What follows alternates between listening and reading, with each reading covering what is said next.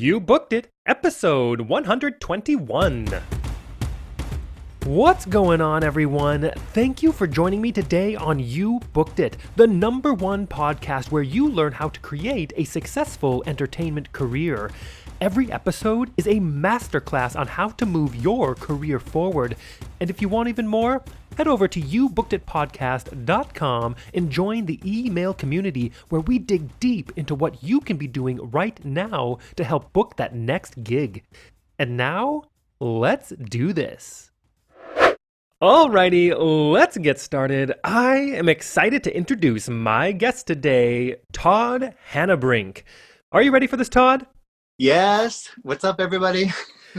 Todd has had an outrageously diverse career in the entertainment industry. From Broadway to recording artist, film to Cirque du Solei, he truly has done it all. A very small selection of his favorite credits include Wicked and Movin' Out on Broadway, Cirque du Solei's ZUMANITY, the films The Get Down on Netflix and Christmas on the Square, and the pop group Raise. Todd, that is a very quick intro of who you are and what you've done, but why don't you tell us a little bit more about yourself, fill in the gaps, and a little bit more about what you do as a professional in the entertainment industry? I first want to say that I have a ton more that I want to do. You mentioned that I've done it all, but for myself, I feel like I haven't accomplished nearly as much as I want to, but thank you for the compliment. Of course. I started this business when I took my first dance class when I was around 10, 11. And I was really, really fortunate to start off with an all boys dance class. Oh, wow. And I was also taught by male teachers.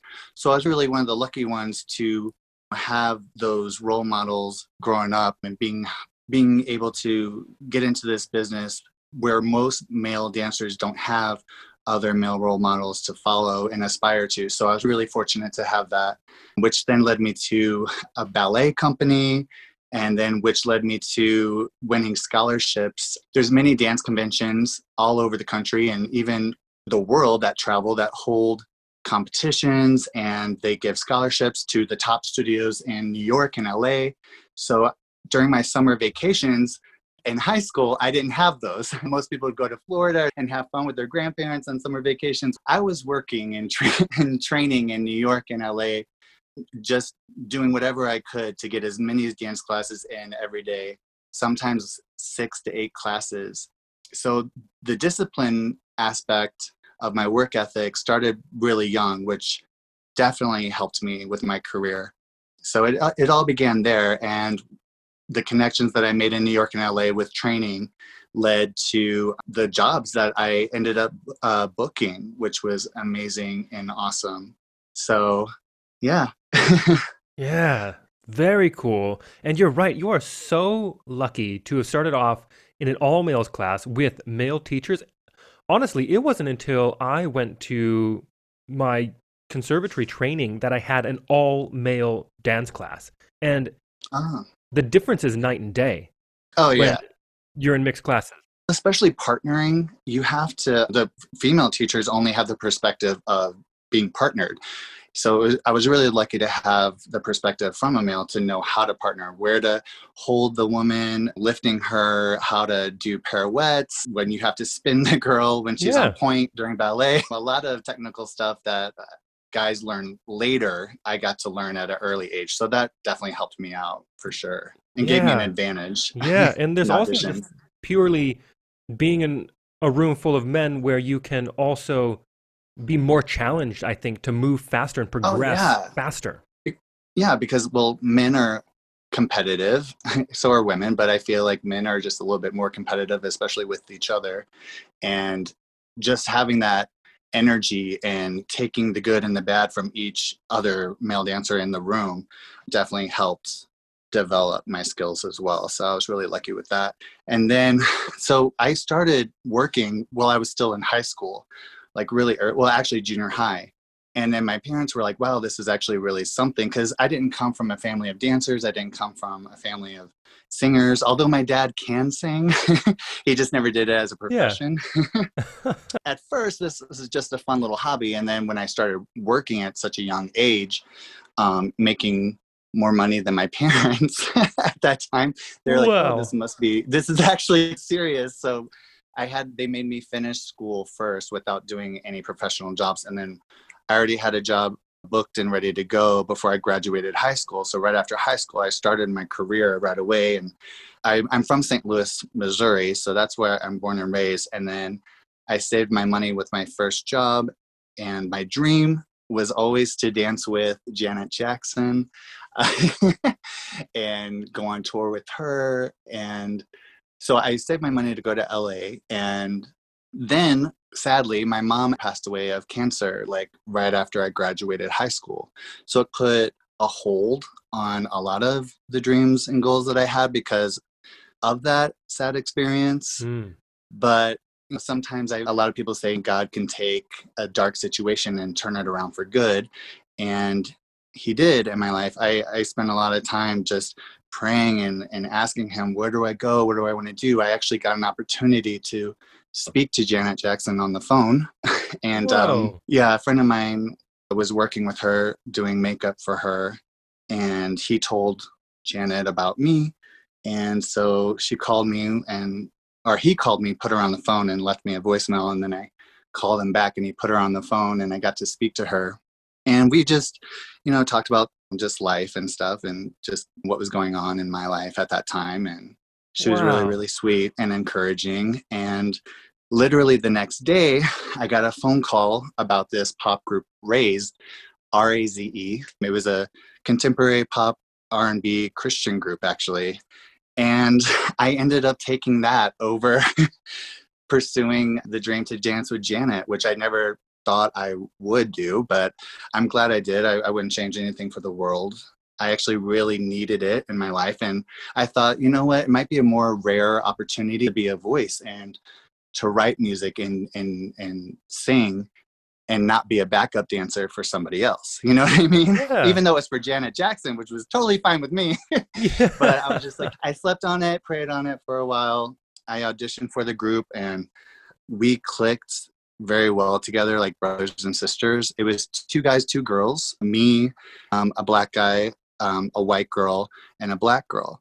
And because we were in contemporary Christian music, it was really very eye-catching because one, our look was very loud, bright colors, and we're a mixed racial group.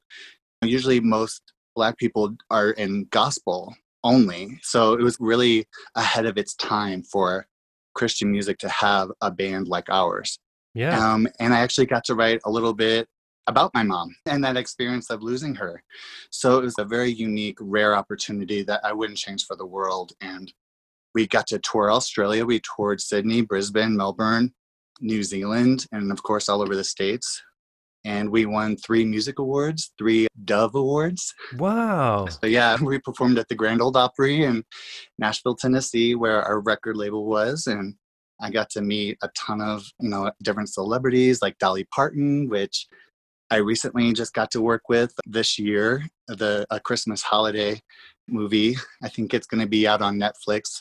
One of those feel-good Hallmark Christmas movies. Dolly Parton Yeah. Yeah. wrote the music for and starring in Christmas on the Square, so I'm excited for that. So then when the group ended, I was only 19. Then I moved to LA after that and worked and started doing film and commercial work there. And then I booked Wicked on Broadway, and I was like, I have to experience doing Broadway at least before I die. So I took that opportunity, and that was amazing. I was in Wicked for 4 years.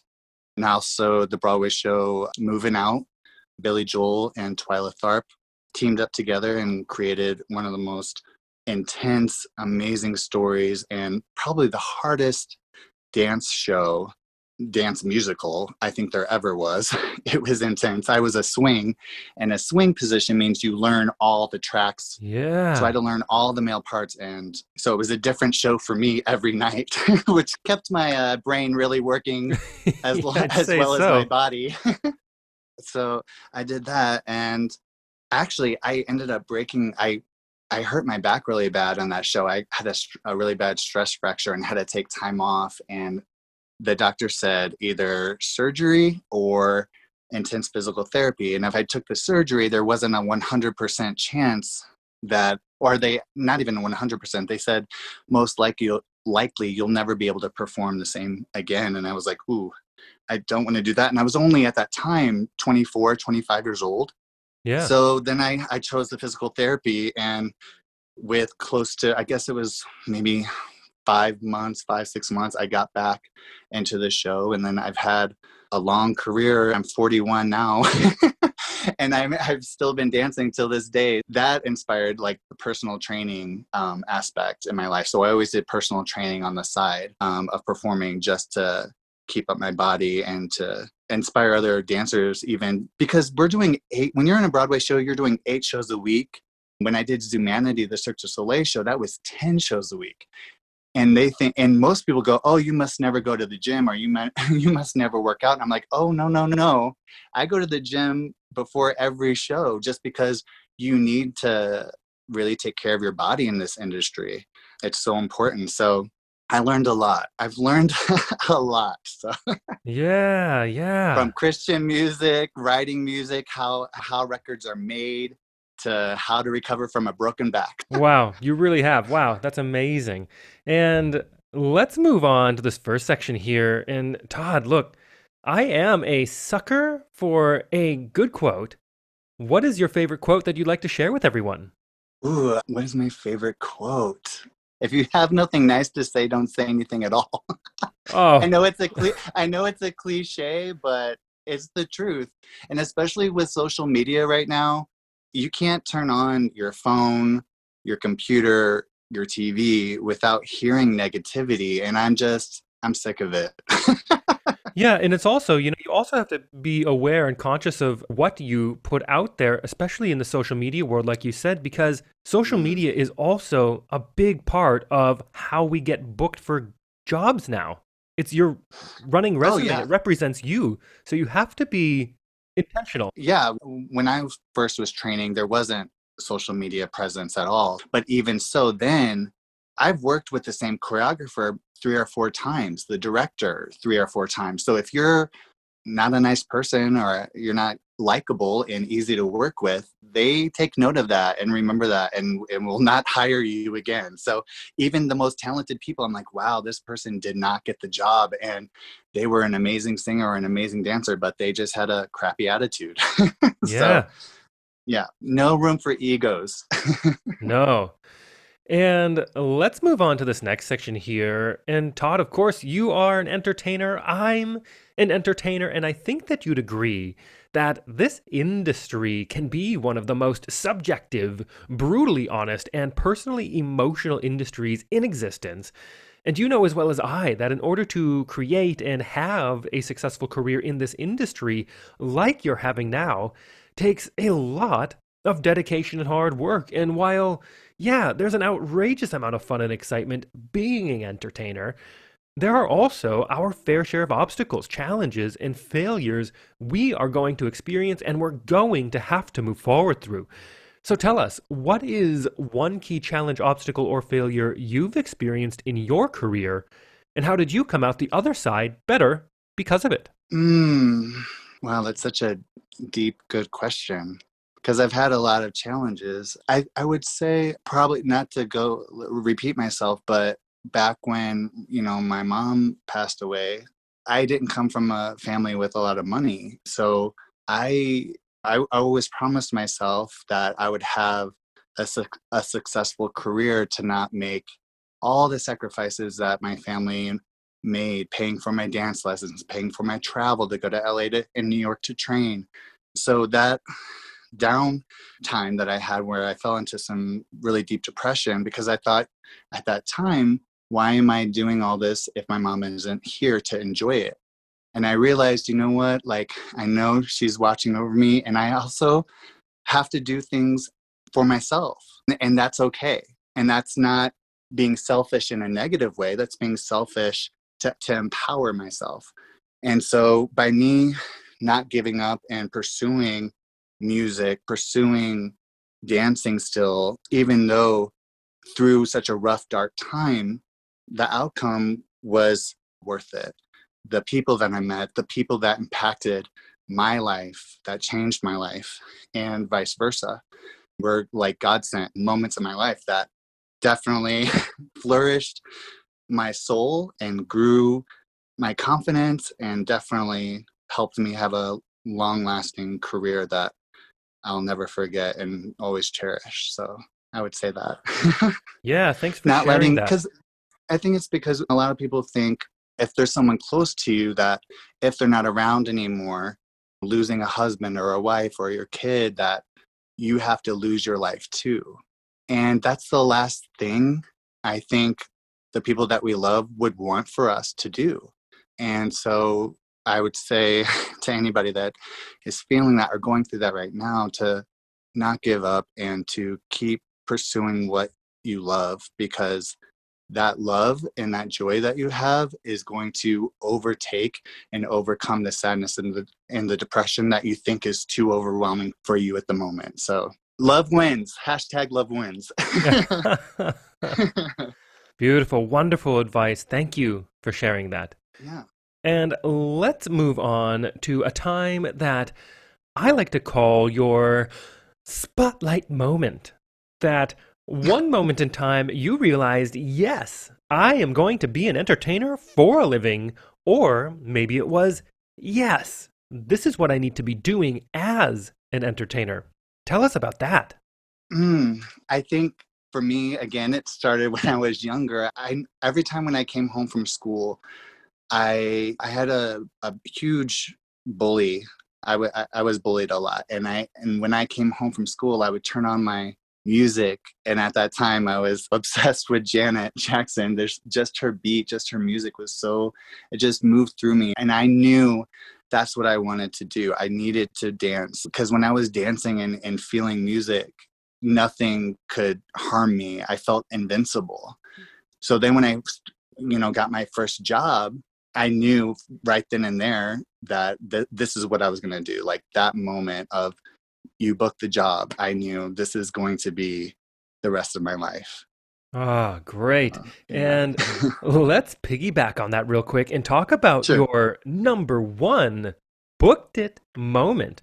Walk us through that day, the auditions and callbacks, if they happen to be a part of it. What was going on in your life? And what about that moment makes it your favorite booked it moment? First of all, anytime I book a job, I'm grateful. So I can't say that one is more Of important course. than the other. But I will say, though, that one of the highlights was I was already in New York City. I booked Wicked on Broadway, and I didn't have an agent there yet. And a friend of mine said, hey, there's a movie audition, and they're hiring all white guys and they're hiring all black guys. And I was like, okay. So I went to the audition. They were doing the black guys first.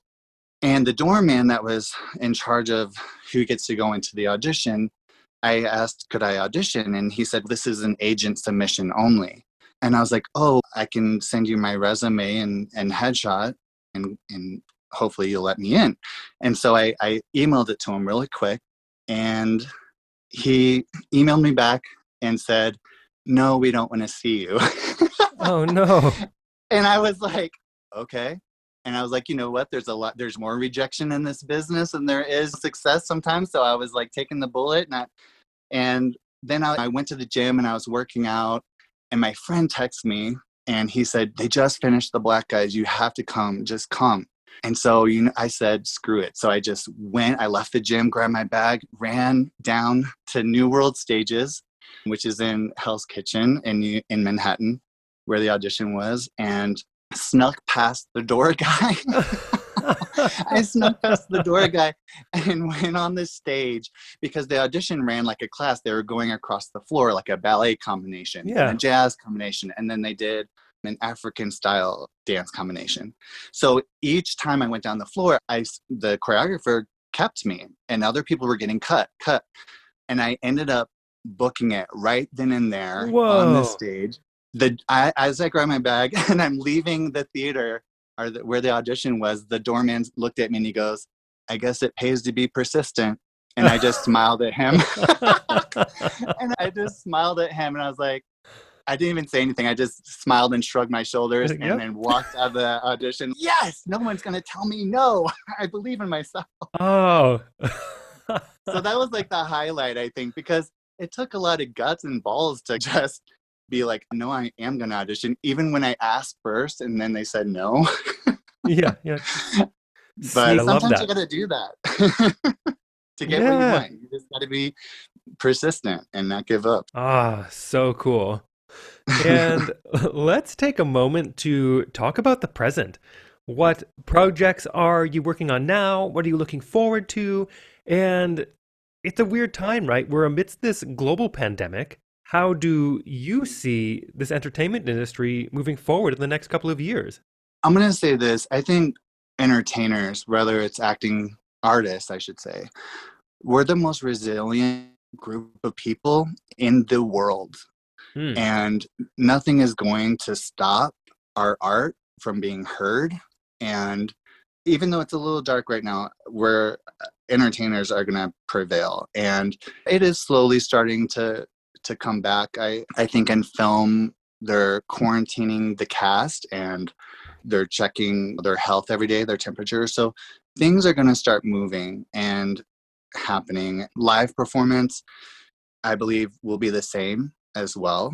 It is a dark time right now, but with that, in the dark times, I think you find ways that you never thought you needed to work through before, and you find strength that you never had before. So even though it's a little slow, it'll happen. But right now, last year I filmed the movie Christmas on the Square with Dolly Parton, but that actually is going to be coming out this holiday season. So that's coming up, which I'm really excited about. And Debbie Allen directed and choreographed it. She was a force to be reckoned with. She was so inspiring, and it was a dream come true to work with her. I remember being a little kid and watching her on Fame. And I was like, wow, why can't I go to a school like that? I was just in a regular public high school where nobody was dancing down the hallways. But I will tell you, and I'm sure they didn't have cameras back then. I'm sure they have like security cameras in hallways now. But I would, when no one was looking, I would dance down the hall. I would do like leaps and chaînés. Just because in a way it was my like middle finger to all the bullies. I was just like, you know what, I am gonna make it. So I would like dance down the hall like with a vengeance, you know what I mean? Yeah. And then when someone would turn the corner and see me, then I'd be like, oh, I wasn't doing anything. I'm normal. Nothing. Yep. You know? But yeah, so it is a little slow, but it'll happen. Like I said, entertainers, artists are the most resilient human beings on the planet. I look at it as dancers as God's athletes.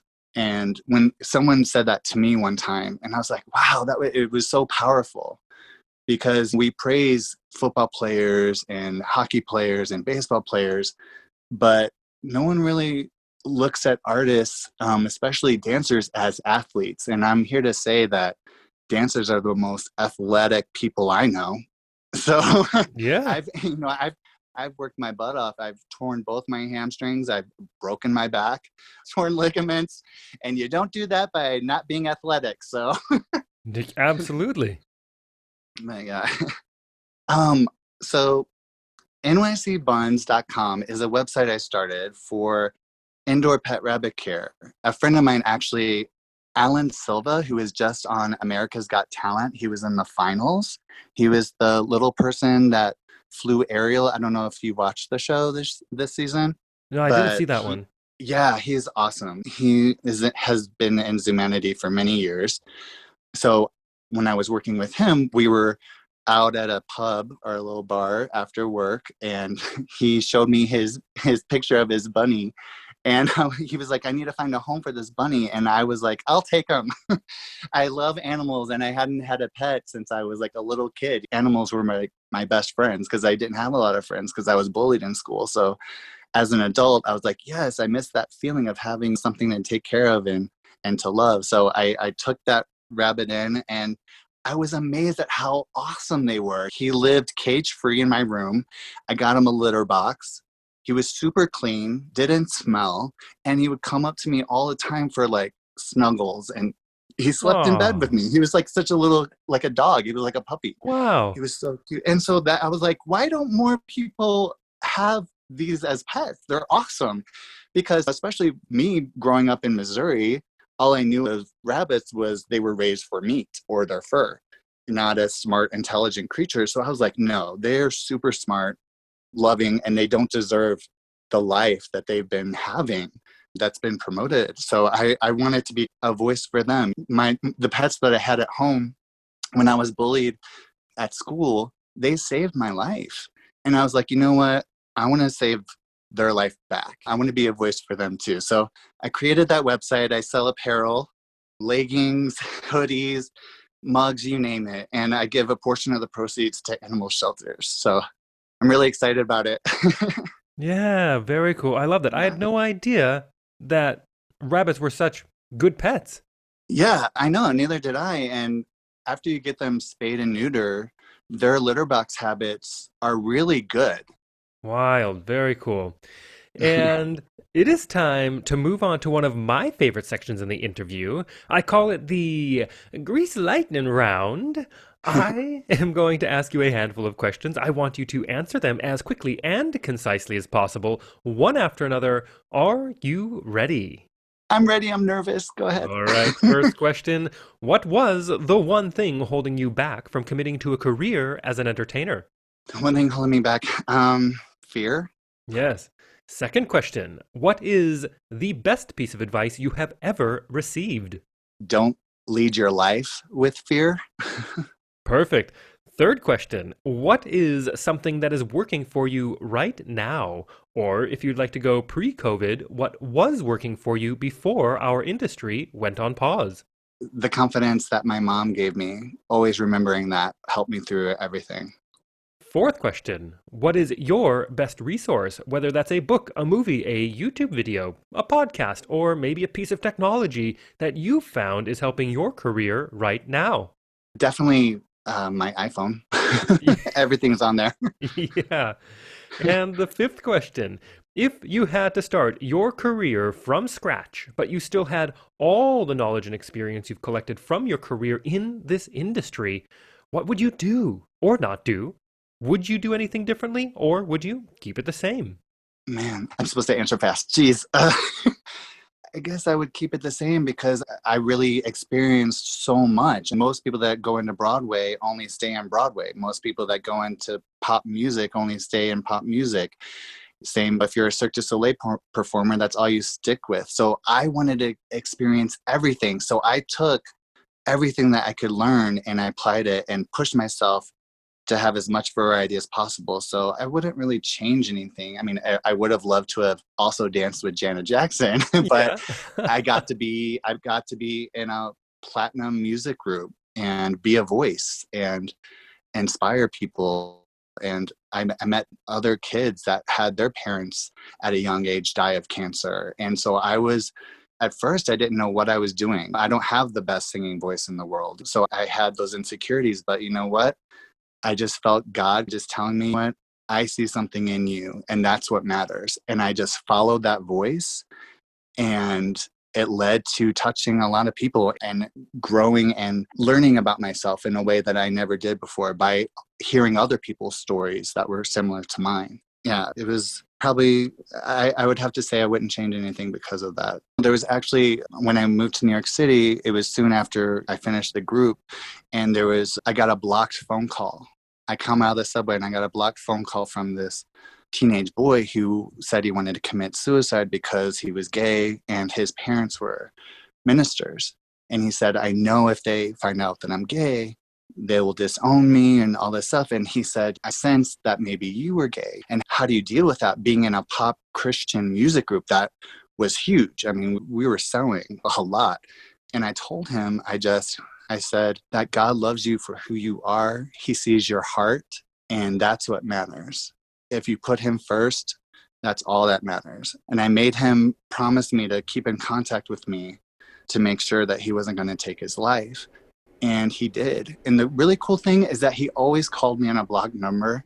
So I knew it wasn't just like a crazy fan that was making up a story just to talk to Todd from Raise. Like he Yeah. really genuinely was feeling pain.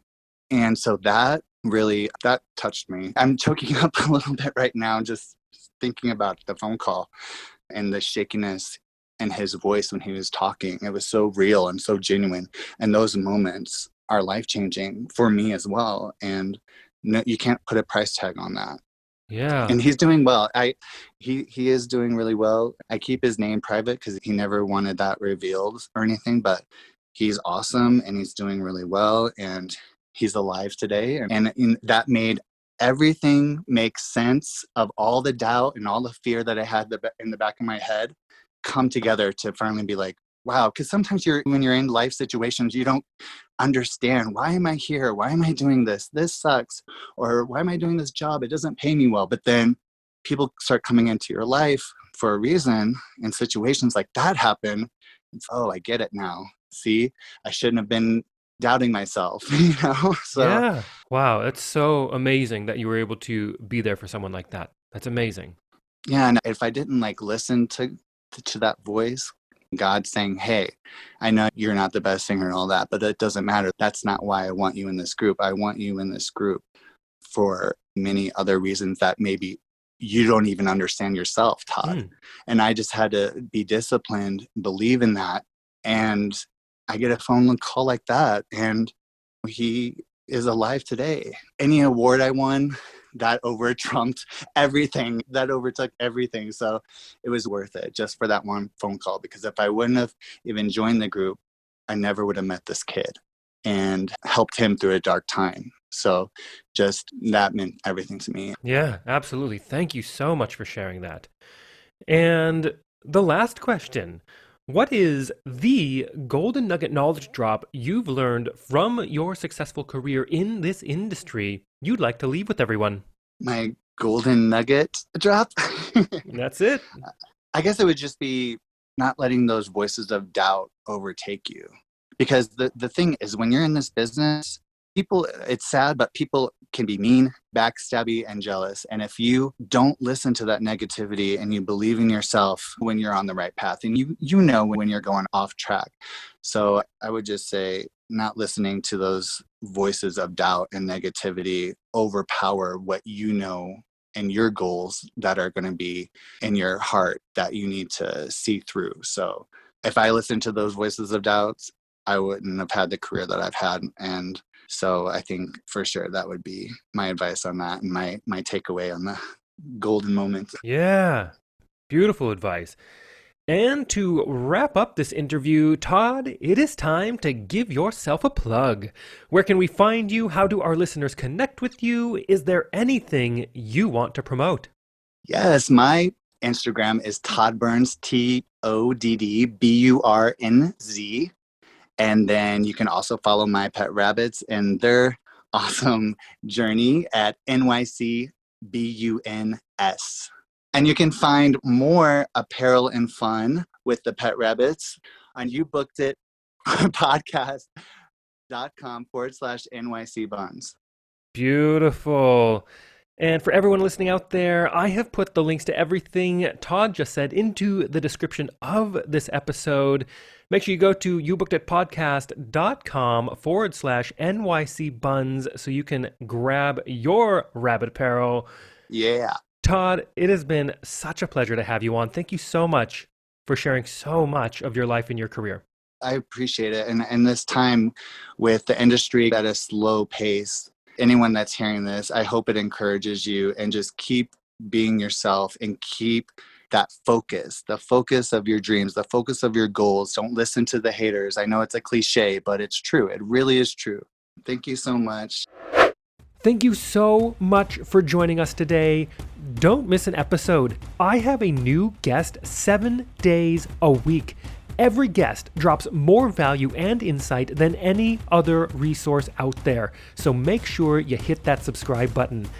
If you enjoyed this episode, we'd love to hear from you. Leave us a rating and review. Also, be sure to head over to youbookeditpodcast.com and join our free email community where we dig deep into a continually growing resource of truly actionable things you can be doing right now to help you advance your entertainment career. All the best to you. We'll see you tomorrow.